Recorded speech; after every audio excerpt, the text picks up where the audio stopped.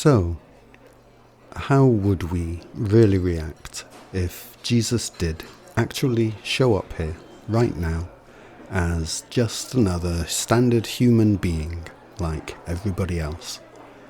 No miracles other than his words and behaviour. No superpowers, no heavenly hosts, no special effects. Just another human amongst billions. Would we recognise him? Would we listen to what he had to say? Here is what would happen. First, he would be born here as a human baby. And as a human baby, he would naturally accept the culture handed down to him, just as all human babies do. His wisdom from any previous human lifetimes would be innate within him at first. It would be a latent wisdom, because newborn babies have no sense of where they came from and must accept their experiences here at face value until they learn better. How long would it take for him to learn better? How long before his innate wisdom became consciously activated? It would take 50 years. 51 to be precise. He would be here with us for half a century before anybody, even he, knew that he was here amongst us already. Why would it take this specific length of time? We'll come back to that. Let's first take a look at this innate wisdom from previous lives and how it would be activated. It would be activated by a philosophical revelation. This philosophical revelation would need to come before any kind of spiritual revelation, because by definition, the word revelation means that understanding is revealed, and this requires the comprehension of the mind. His wisdom is latent to begin with, because it has not yet been articulated coherently by his own mind to his mind. He has only felt it intuitively, emotionally, so far. He began this human life as a human baby, after all, remember? In order for his innate wisdom to become consciously clarified within him, so that he may articulate it and thereby share it meaningfully with others, he first needs his philosophical revelation. He needs his mental insight. And for this, he needs to encounter a foundational error, one that he can understand clearly and then correct. The reason he needs this is because it gives him his first foundational truth. And this is his first revelation. Understand, whatever one may identify as the ultimate primary source or cause of existence, whether it be God, or whether it be some primal elementary particle or force, there can only be underlying truths that make it so. If there are no underlying truths that make it so, then it simply is not so. because there is no truth to it. It is self-evident that existence does indeed exist. And if existence exists, there are clearly underlying truths that make it so. The thing about the most primal foundational truth is that if you do not know it, do not understand it, then you do not understand anything at all at the foundational level, at the very simplest of all levels. Do you know what the most widely accepted candidate for the most primal foundational truth is, according to human culture? You do not know, because human culture does not have one. And this is the dilemma of the human condition that we have been living with for as long as we can remember. It takes quite some time before his philosophical revelation arrives. He lives a full 50 years of human life and human society, becomes intimately familiar with both, before that fateful day when he watches a video on YouTube, a video about our search for the definition of the word number. This is the catalyst for his first revelation. He chooses to watch the video for nothing more than entertainment, but something happens as he watches it, something that startles him. He sees that they got it wrong. He sees that we got it wrong. He sees simply and plainly that our maths, science, philosophy got it wrong, all the way back at the beginning, at the very simplest of assumptions. We got it wrong. We got it wrong, did not realize we got it wrong, and we took it from there. Built everything that followed on top of that first primal error. This single, simple, seemingly innocuous event of his watching a seemingly random video about maths and philosophy for fun is that pivotal moment. The apple on Newton's head moment. The eureka moment. What happens when Jesus shows up here is that he begins life not knowing who he is, just like everybody else, and it takes a foundational philosophical revelation to shake him from his slumber.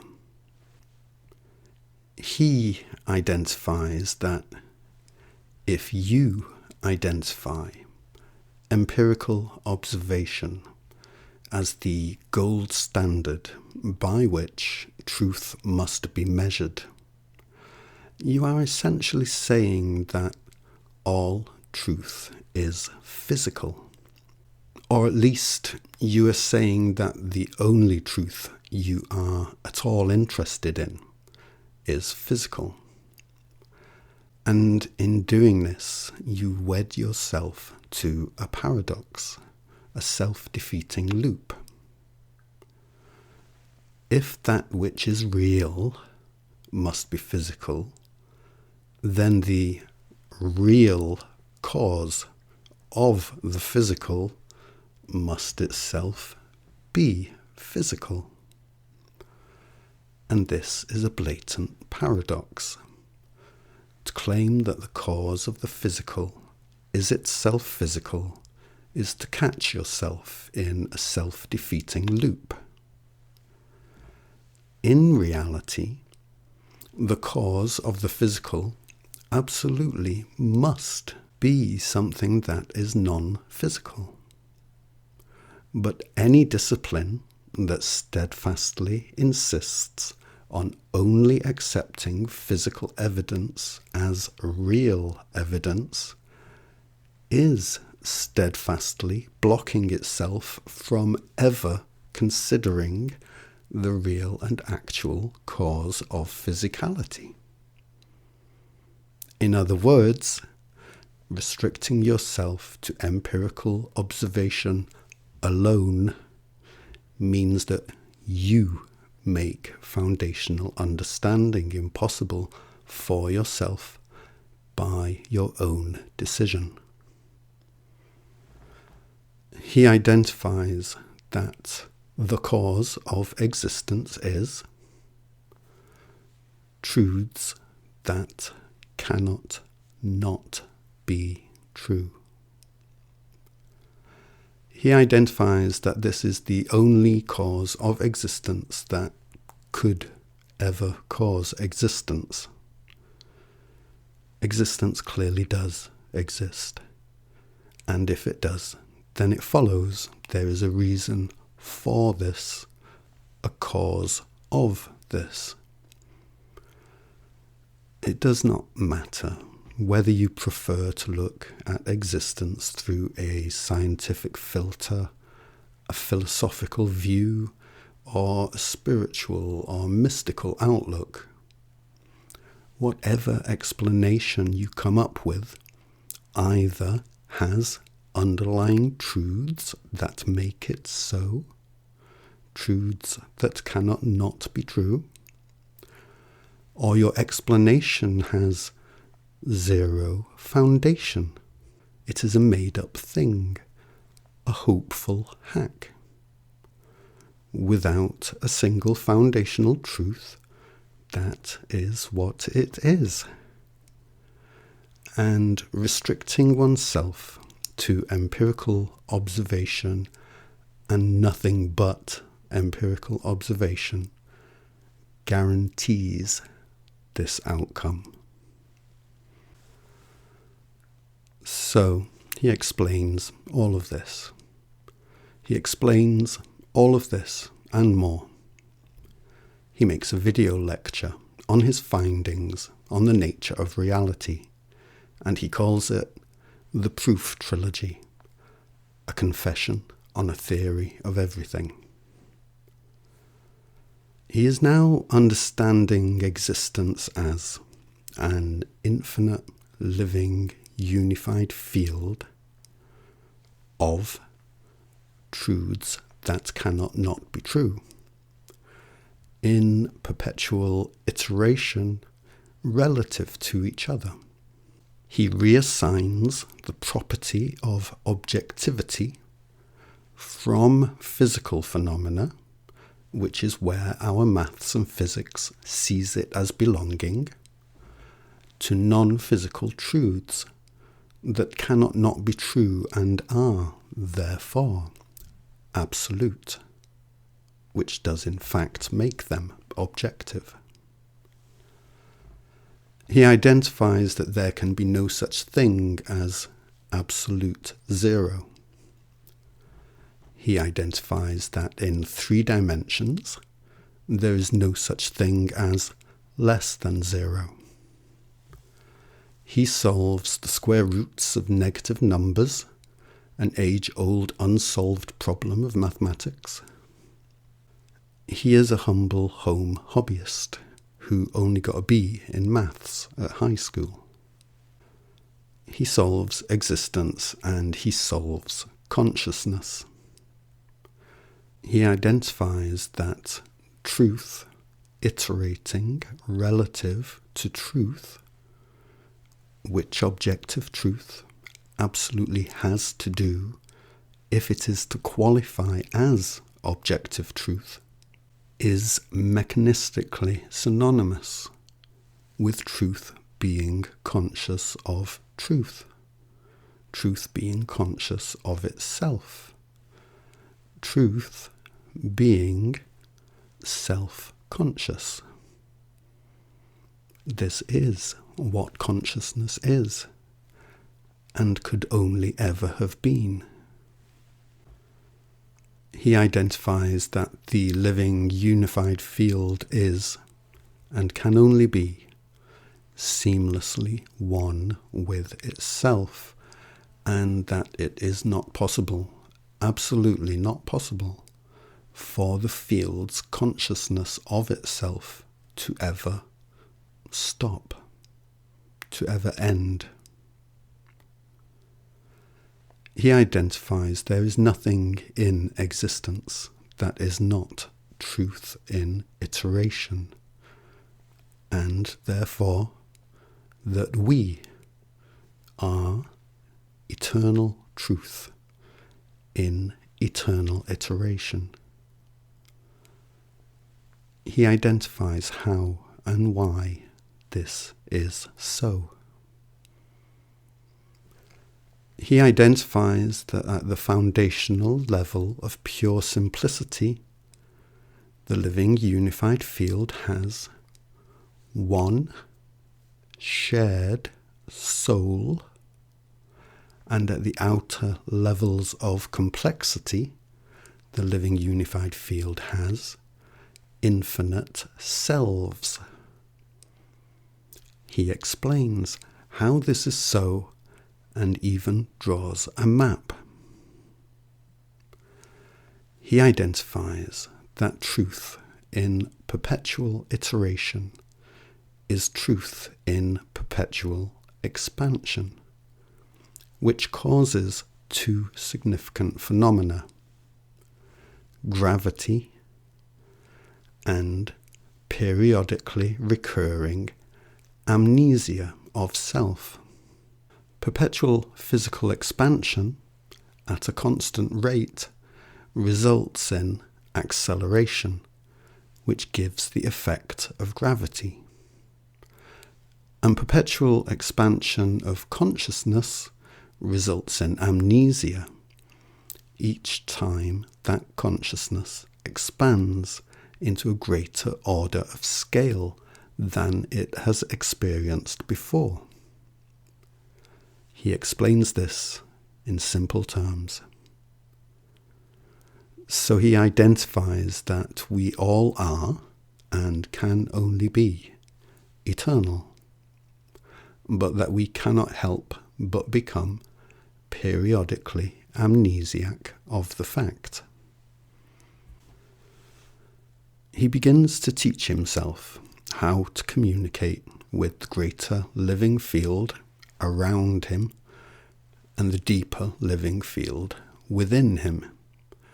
And it is only now, after he has written the first two scripts for the Proof Trilogy and is just starting work on producing the videos, that this communication between himself and the field informs him that he was previously incarnated here as the man commonly referred to as Jesus. His unlooked-for spiritual revelation has arrived at last. He had been really excited about telling everybody he had solved existence. He is not at all excited about having to tell us that he was Jesus. It's his best guess that neither those who believe in Jesus or those who do not will believe him. Those who do believe in Jesus rely on their faith, because it is written into their belief that they can never understand foundational truth conceptually, mentally, only trust in it and hope. Those who believe in science also believe that they can never understand foundational truth, only observe it empirically and accept those observations without ever fully understanding them. Both religion and science have sought to be the answer for us to the issue of us simply not understanding how and why we are here and what we might usefully do about it. Understand. Foundational truth has to be, by definition, foundationally simple. This means it must be rock solid, self-evidently true in and of itself, because it simply cannot not be true. If human culture has not worked out the simplest foundational truth yet, which it most definitely has not, it is not because we are not intelligent enough. Far from it. The simplest truth, by its own very nature, does not require great intelligence to be understood. We have not been able to identify simple foundational truths so far because the most widely accepted models of existence that we have agreed to operate under do not allow us to identify the actual foundation of our own existence. They do not allow for this because they are not in agreement with the truth. The self-evident truth of the matter is that there are truths that simply cannot not be true, and everything else is and can only be an ongoing expression of those objective, absolute, true everywhere and true every when truths. And human culture and all of the models of existence it operates by believe the inversion of this, the opposite of this. Our top mathematicians believe that something, some so far unidentified thing, causes physical phenomena, and then physical phenomena causes maths to be true. Our culture, human culture, believes this is the direction of causality. But this simply cannot be so, because mathematical truths do not change, and the physical is always an expression of change. That which does not ever change cannot possibly be emergent from that which is, by definition, always subject to change. This is our great cognitive error. We teach it to each other, and we teach it to our children. And it just isn't true. Truth, non-physical but absolute truth, comes first because it was there all along, because it is always there. It is simply not possible for it ever to be absent. Relative expression of truth, all that is physical, changes over time in order to remain in agreement with truth, each moment informing the next. This is the direction of causality, the direction of cause and effect, the very opposite of what we have collectively come to agree it is, what we have all come to base our decisions on, what all our systems of society are based on. Our mathematicians make this mistake, and then our scientists, who operate in agreement with that mathematical model, wonder endlessly, so what precisely is it that causes the physical phenomena which then causes maths to be true? And why can't we work it out? Why is it that clear apprehension and comprehension only draw further and further away from us the more complex our approaches become? But this backwards thinking is not restricted to mathematicians and physicists.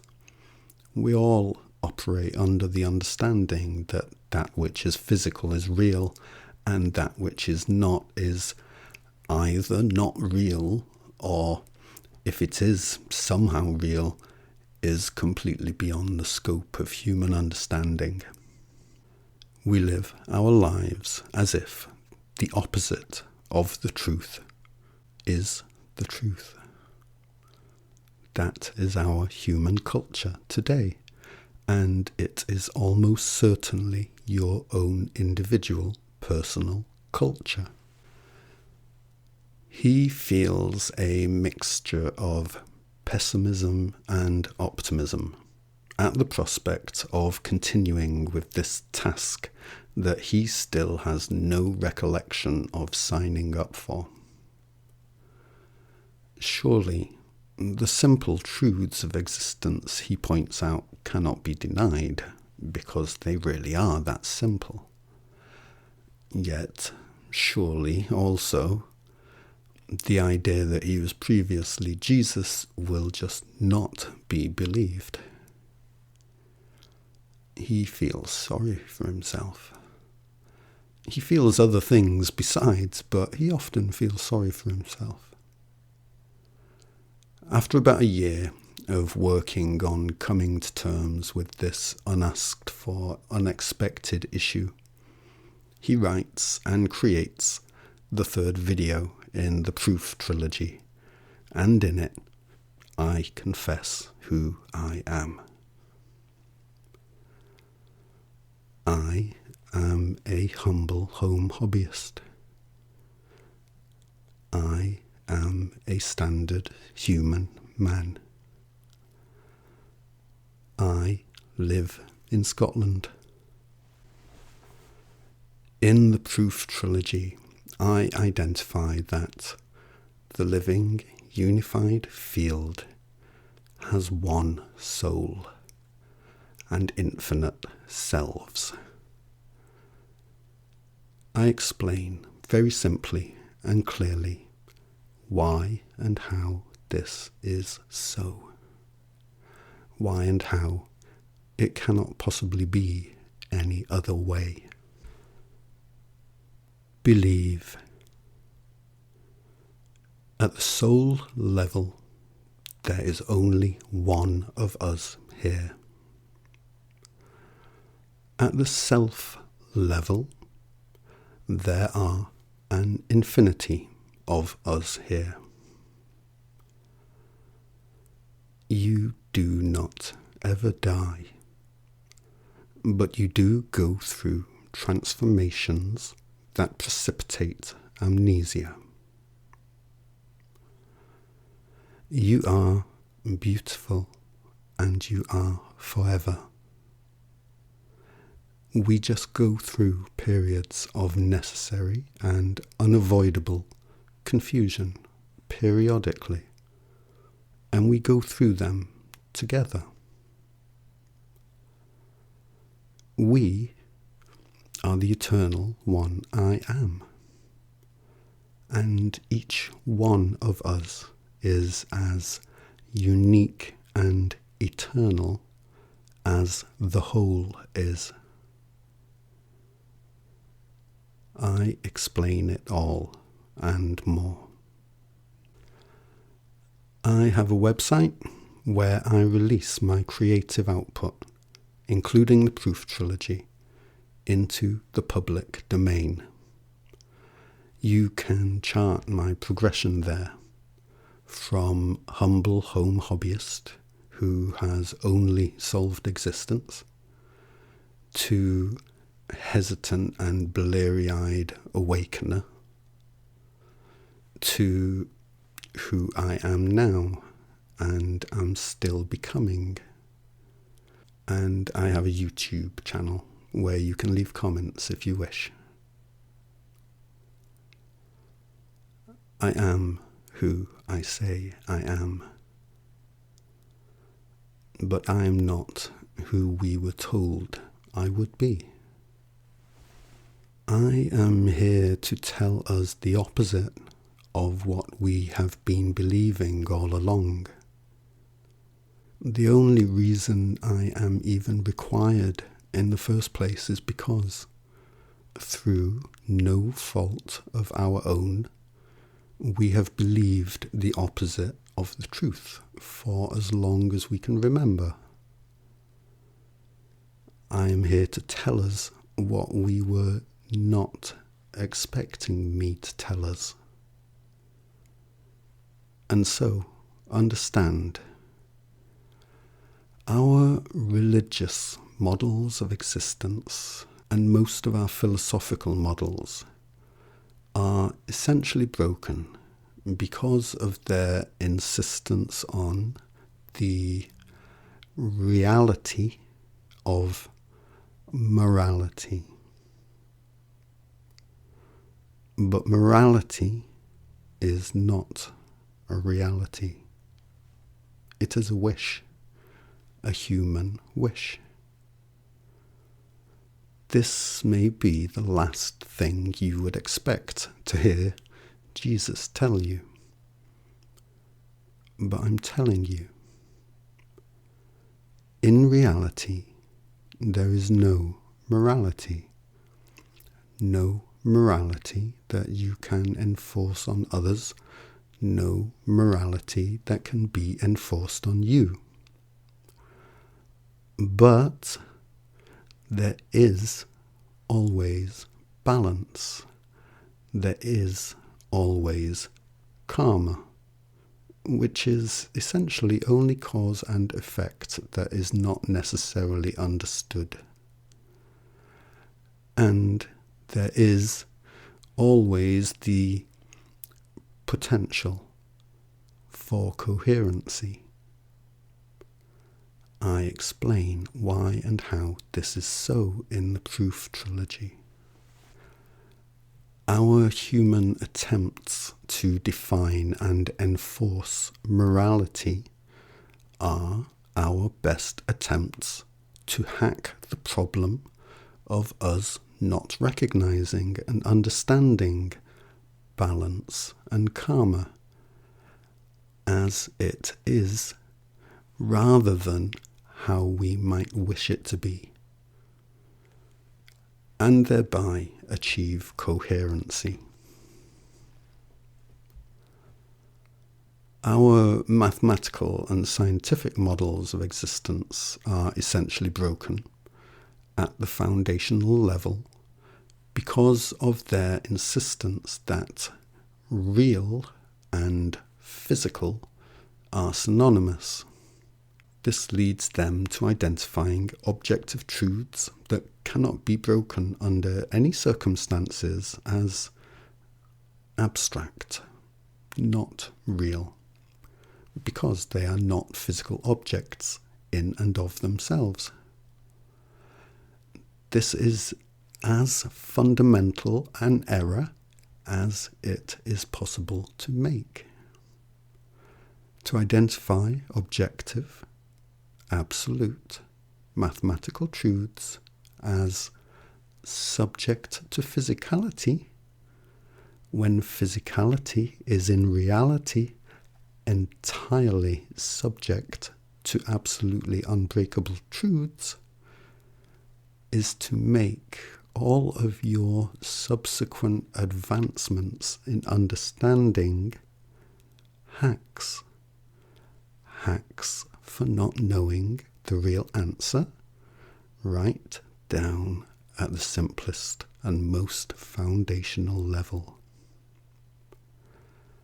I explain in detail why and how this is so in the Proof Trilogy. It is not at all a question of whether you are intelligent enough to understand and agree with the truths I present. It's about whether you are brave enough to. Because if you are both clear-headed and brave enough to agree with me, you are now in complete disagreement with all the rest of human culture. And that is not something we are conditioned to feel comfortable with. Welcome to my world. I am who I say I am. Why did I have to be a white Englishman? Because I needed to be a native speaker of the English language, the language I would be delivering my message in, and because, more than any other demographic, it is the white man with a beard and his head in the clouds that most needs both exposing and redeeming.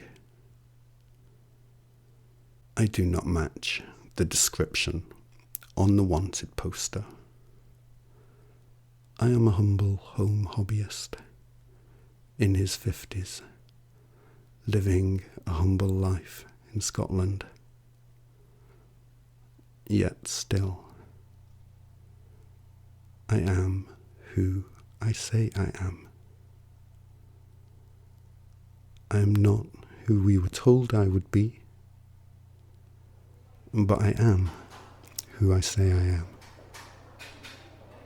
I am real, and I am here now.